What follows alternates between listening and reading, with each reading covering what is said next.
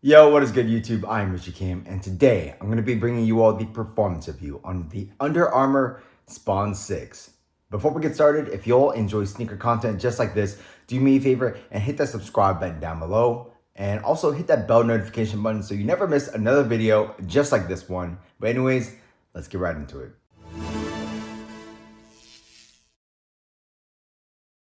As always, starting off with the traction, the Spawn 6 features like this multi-directional traction pattern. It almost reminds me of like a heat map traction pattern.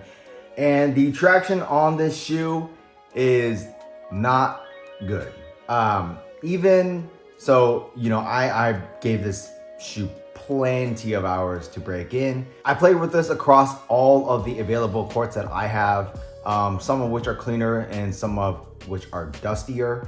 And across all courts, I would say that the traction performance on the shoe is very, very subpar. If you're playing on your cleaner courts, you are going to have a better stop, although the stop still is not great. I would say you still slide to a stop. If you are playing on your dustier courts, even if you wipe, it really doesn't matter. If you're playing on dustier courts, you're just gonna slide to a stop, and it's gonna be a big slide to a stop. I don't think I ever had like a real instance of having a nice hard bite. It's always just sliding to a stop no matter what. And yeah, that kind of sucks because I was expecting this traction to perform a lot better. As far as outsole durability goes, I would say that you might be okay playing with these outdoors. I don't think it'll last like terribly long, but I do think it'll do okay. In terms of how well it's gonna play outdoors, I have no idea because I never did that. But yeah, overall, I would just say the traction on the shoe was not very good. Even after breaking it in, it's still not very good. It gets better, but it's still not very good. So moving on to the cushion, the Spawn 6 features a full-length Micro G midsole, and this is probably the best part of the shoe. Micro G is really nice depending on how they implement it, and in here, I would say it is pretty damn nice. You get a good amount of impact protection.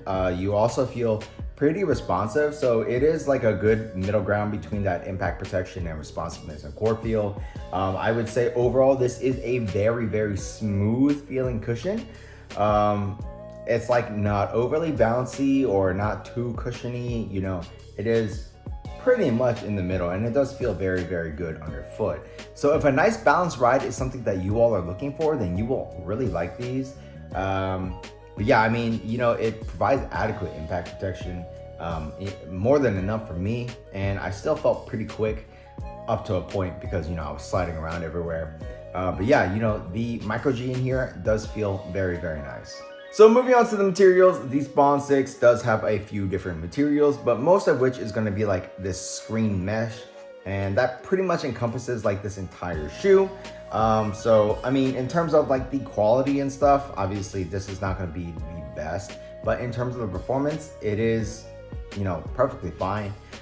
In the toe box area, you actually have like this area of fuse just for that added durability. And you also have those hits of fuse where the eyelets are just for extra durability, so it doesn't rip through that material. As you move towards the back, you have like the same screen mesh. Moving to the tongue, you do have a textile tongue. And then you also have like this almost like neoprene material at the top of the tongue. It is decently padded, so if you do like to crank down your laces, you won't have any issues of feeling the laces digging into your foot. So overall, the material usage could have been better in terms of the quality, but in terms of the performance, it gets the job done just fine. So yeah, I really can't complain about the materials, especially at this price point. So moving on to the fit, I would say that the fit is true to size for the most part. I'm a slightly wide footer, I went true to size, and I felt pretty good in the shoe. There is a little bit of narrowness up in the forefoot area, and as a slightly wide footer, you will feel a little bit of pressure, but I do think that the material is breaking over time. And now I really don't feel any pressure up in the forefoot area, although sometimes it is a little bit hard to slide my foot into the shoe still, just because of like how this whole area is constructed, right around like this midfoot to forefoot section of the shoe. But yeah, once my foot is in, I really don't have any issues. Lengthwise, I do think it's true to size. And as far as like the actual fit on the foot, I would say there is a little bit of dead space up in the toe box area, but very, very minimal. And everywhere else, the materials do a pretty good job of just like lying right over the foot. So yeah, overall, I would say that the fit is good in the shoe. You know, just make sure if you do have wide feet, or if you have wider feet than slightly wide feet, I would say go up a half size, but I think everyone else is fine going true to size. So moving on to the support, I had absolutely zero issues with the support in the shoe. You do have an internal heel counter, and you do have like this Achilles cushion, I think is what Under Armour calls it. And it's just like this extra little bit of cushion here that extends up. It's supposed to, I guess, cup your heel.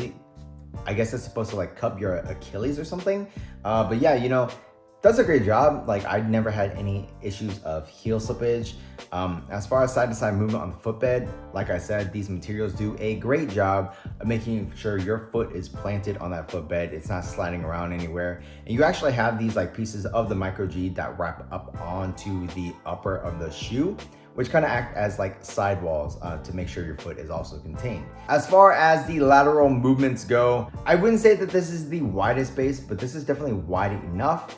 So you aren't gonna be rolling over on those movements. And this midsole actually does protrude out just a little bit to kind of act as a built-in outrigger. And then as far as the torsional rigidity and stability goes, this thing is pretty stiff and rigid. I'm sure there is some sort of shank plate built in here. So you're also covered on that front. So yeah, you know, overall, the support in the Spawn 6 is good. It doesn't have anything like too spectacular or anything. But yeah, I mean, it gets the job done perfectly fine. So the Spawn 6 retails for $100, and for $100, I mean, if you all are playing on like your cleanest of courts, or you all don't need to be making like the shiftiest of movements that require really, really good traction, then I would say go ahead and pick up a pair of these, because besides the traction, I honestly really like the shoe. Like I said, the cushion is very nice, and everything else is pretty, you know, standard. It gets the job done. It's nothing crazy, but I mean, the cushion alone feels very, very good, but that traction is just too atrocious for me. Like, I need to be able to make these sudden and sharp movements, and with this shoe I just could never do that. I would plant my foot, slide a little bit, so I lose that amount of time, and I can't do, you know, what I need to do. So yeah, for me, I would not play in these again. These would not be in my rotation.